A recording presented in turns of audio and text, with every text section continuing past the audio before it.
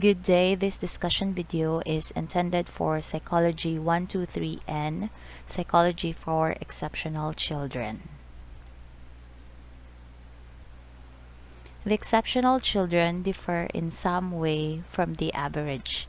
In very simple terms, such a person might have problems or special talents in thinking, seeing, hearing, speaking, socializing, or moving.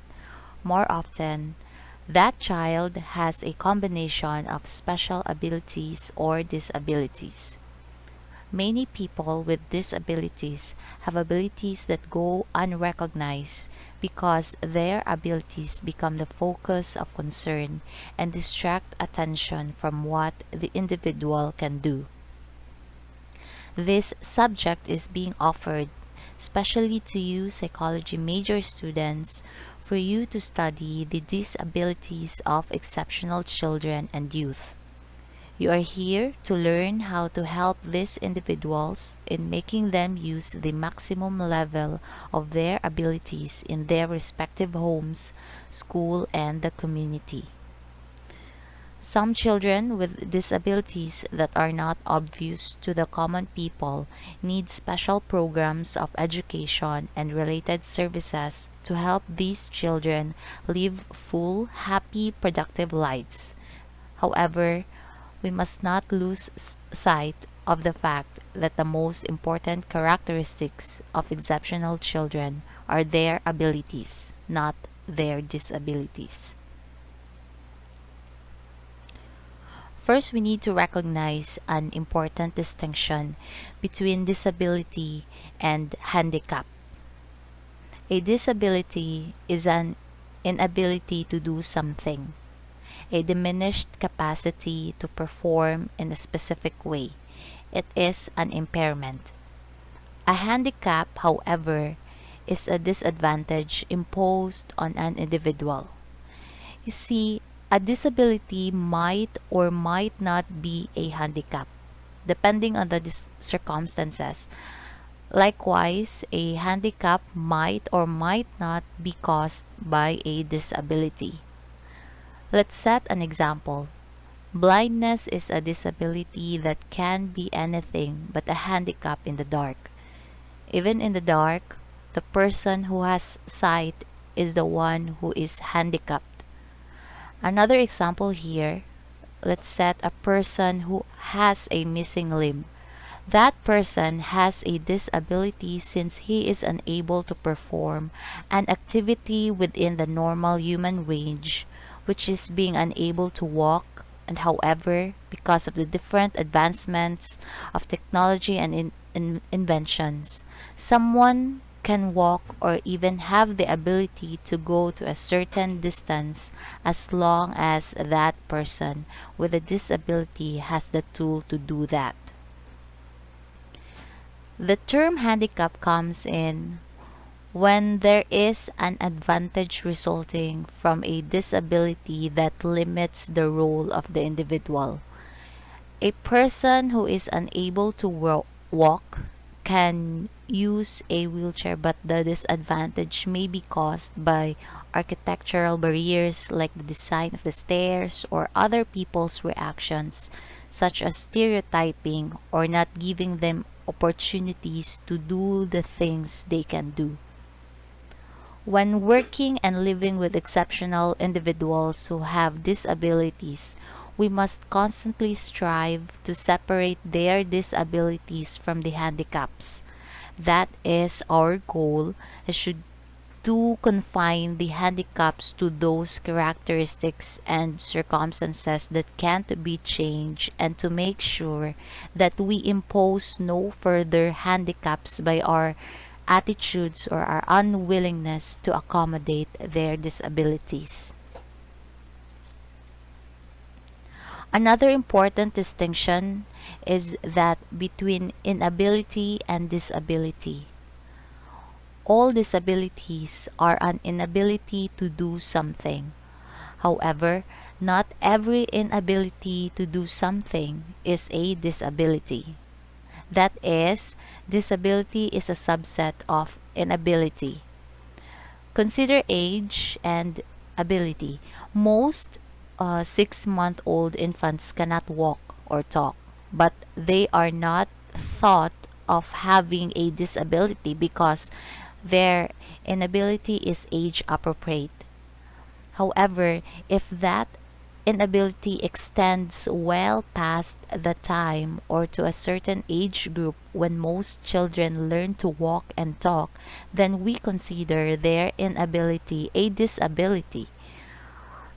Another, consider the role of instruction. An adult's inability to read is not a reading disability if she or that person has not had any experience of reading instruction. Lastly, judging inability in the context of old age.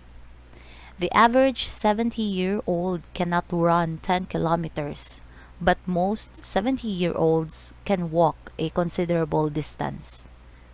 Not being able to run 10 kilometers is not considered a disability for a 70-year-old, but being unable to walk at all is what we can distinguish as a disability. The point here is simply that disability is a significant difference from what we expect most people to be able to do given their age, opportunities, and instruction. Now let's define exceptional children. Exceptional children are those who require special education and related services if they are to realize their full human potential. They require special education because they differ markedly from most students in one or more of the following ways.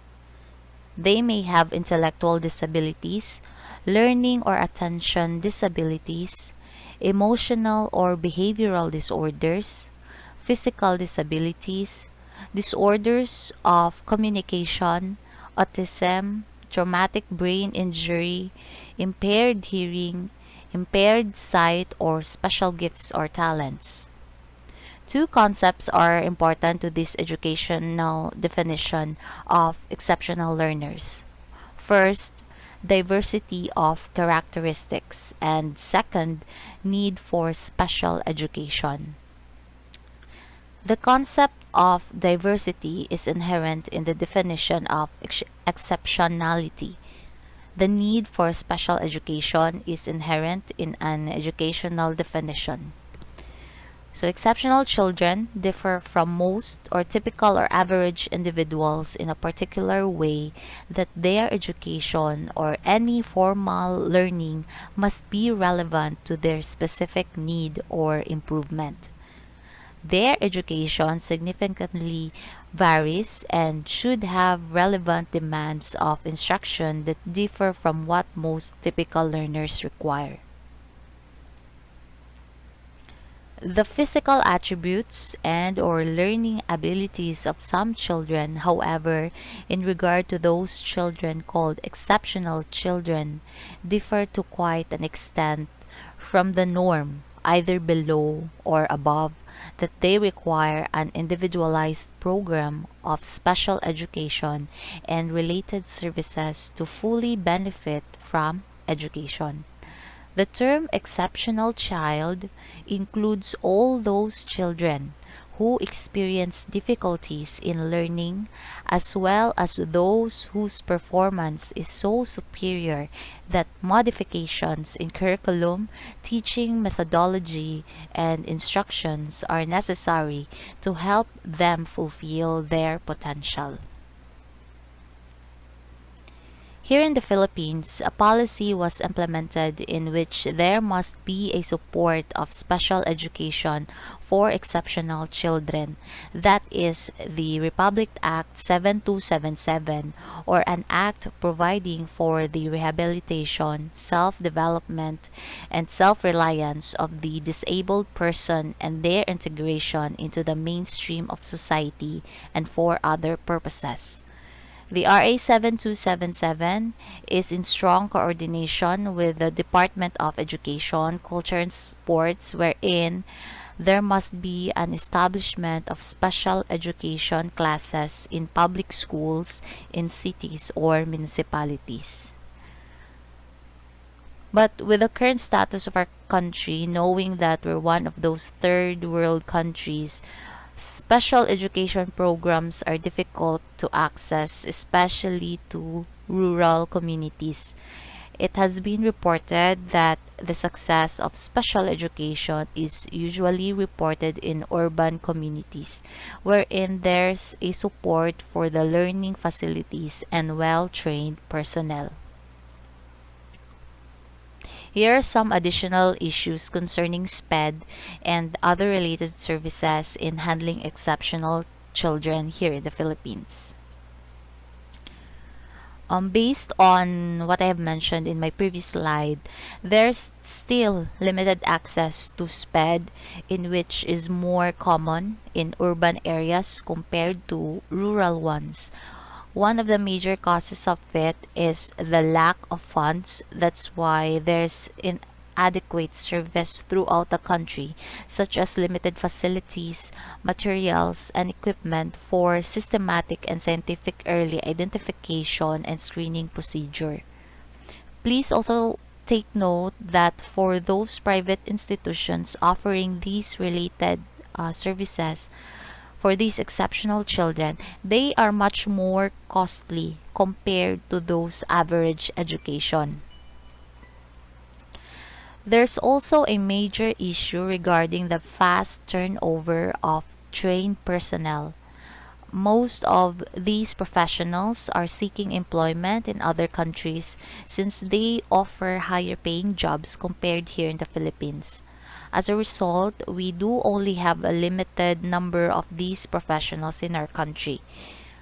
Since our manpower on that specific field is not that much, it is possible that some exceptional children would not be able to benefit from that utmost experience of the intervention program. Another policy was added, which is the Republic Act 9442, or an act amending Republic Act number 7277, otherwise known as the Magna Carta for Disabled Persons and Other Purposes. So for the RA 9442, it reiterated the operational definition of persons with disability as stipulated in section 5.1. Again, exceptional children are included in this category and shall be included on whatever policies and guidelines mentioned on that said Republic Act. I believe that you have already read the mentioned privileges and incentives that are covered by RA 9442. Alongside it also are the prohibitions on verbal, nonverbal ridicule, and vilification against persons with disabilities. So it mentioned there the designated fines and imprisonment to those individuals who violated the law. So now let's talk about who are the immediate professionals, no, who work with exceptional children. Number one, pediatric occupational therapists. So they can help identify problems with work behaviors like attention span, sitting span, impulse control, frustration tolerance, handwriting, and sensory integration that can impair the performance of daily living routines and academic functioning. The OT, or occupational therapist, works closely with the child's family and teachers to scientifically and creatively address all issues that prevent the child from adapting well and coping with performance expectations both at home and in school. Number two, pediatric physical therapist. So they are the ones who will teach how to facilitate sensory motor development, improve muscle tone and strength, maintain flexibility, and position the child optimally for both static and dynamic functions. So if the child is immediately given an early intervention program, The child can achieve advanced gross motor skills in the home, school, and community context. Number three, pediatric speech pathologists. So, uh, they administer individual assessments using both standardized and non-standardized tools to determine a child's speech and language competencies. They address speech and language delays by educating parents and teachers to optimize learning opportunities at home and in school to facilitate language development. They also use scientifically proven techniques to improve speech and make use of augmentative and alternative communication, as well as prompt therapy. You can search that no, in the internet as recommended. By working together with the interdisciplinary team, which are the occupational therapists and special therapists and the special educators, they can address the issues from the toddler years until adolescence. Number four, special educators. So special educators, they assist students in coping with academic requirements and work with regular education teachers to increase the chances of school success for the child in the mainstream. SPED teachers can also create individualized educational plans, teaches functional academics, and conducts periodic assessments to the child. Number five, clinical psychologist or the play therapist. So psychoeducational tests are administered to help evaluate personality, capabilities, IQ, and behavior. So the clinical psychologist will arrive at a diagnosis and treatment plan for the client. They do an intake interview, of course, the actual assessment session with a battery of tests, which usually lasts for around like 3 to 4 hours, a written report, and a feedback session. So the therapist or the psychologist will use a combination of standardized and non-standardized tests employing differentiated and alternative assessment strategies to adapt to individual needs and strengths. So dealing with cultural diversity, specifically to exceptional children. So culture has many definitions, as we all know, but however, most definitions include the following elements. So values and typical behavior that the person or the children have grown up with the family, school, and community, languages or dialects, nonverbal communication. This is very important, no? It's an important aspect when dealing with exceptional children. So as future professionals, like for example future psychologists, uh, will be working in this specific field, you need to take into consideration what are the norms of that specific culture, uh, of that of your future client. No, if you're dealing with an exceptional child, may it be acceptable to them. You need to know that, because some behaviors or some norms are not acceptable to other cultures, but to them it's okay.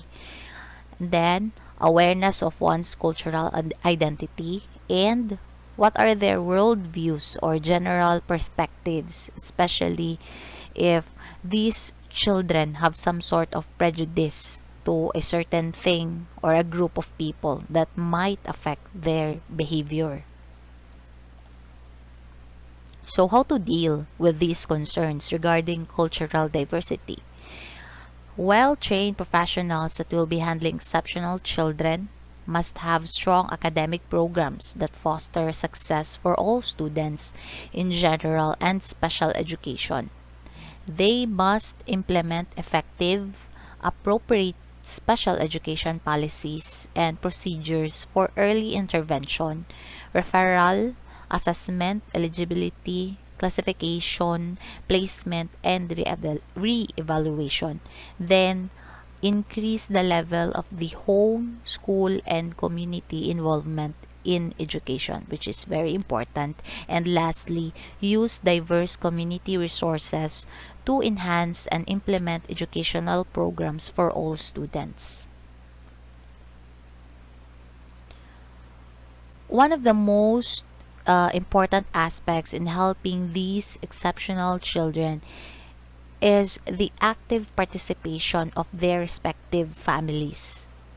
As presented on that slide, there must be an open communication and understanding between the family and special educators in order to know the family's different views of exceptionality and disability and different ways of accommodating these differences in their children. So it must be recognized the importance of the involvement of the family in the education of exceptional children. If you're wondering why we are more focused on special educators, the reason is that special educators are more accessible to the public, especially if we're talking about the rural communities and also the setup here in our country, the Philippines. No, of course, other professionals who are working with exceptional children are as important, no, as special educators. But we're talking about here the availability, no, the accessibility of early intervention of the child, especially to the poor communities. I've mentioned this on my previous slide that DepEd is offering SPED or special education to the public.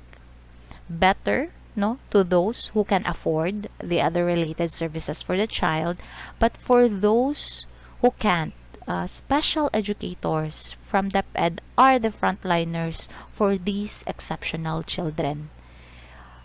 You can see here a list of the importance of the families and teachers, and both of them must have a symbiotic relationship with one another. Each group can benefit enormously from the other and must work cooperatively in order to help the child. Okay, so that ends my presentation. If you have questions or clarifications, you may contact me on my Facebook account. Thank you for your attention.